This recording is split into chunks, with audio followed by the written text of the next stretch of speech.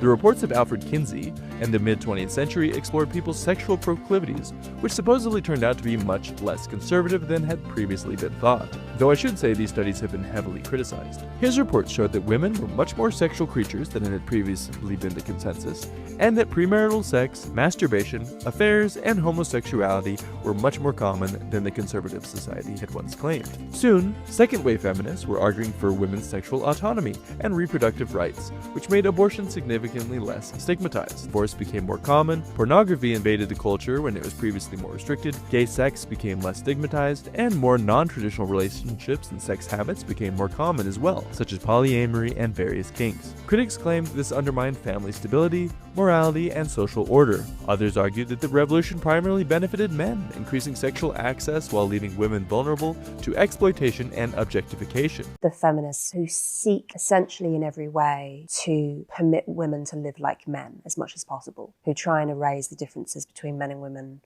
across the board. I think that this is just a sort of feminist instantiation of hyperliberalism. So an ideology that prioritizes freedom above absolutely everything else. It doesn't see freedom as something to be balanced with other virtues, but sees it as the sole goal. I think that we are seeing that ideology just brought to its logical conclusions with something like the idea of sexual disenchantment. Because if you want people to be completely and utterly free, then you do have to take aim at the idea of sacredness, at the idea that we should be confined by any kind of traditional ideas, even that we should have obligations to each other.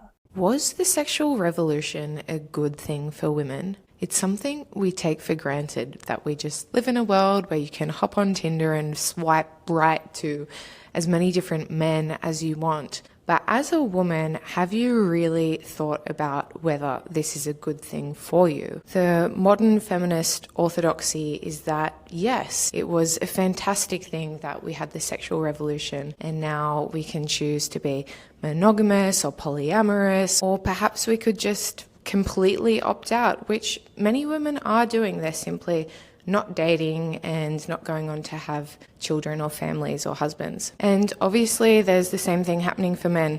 We see that, and I like this from C.S. Lewis, Screwtape, talking about, his fictional devil, talking about how we're going to promise them and we're going to get their souls and we're going to give them nothing in return. We'll promise and we won't deliver. And that's what the sexual revolution has done to our culture, is it promised that we were going to enjoy ourselves and we'd be able to get away with it. And increasingly people are not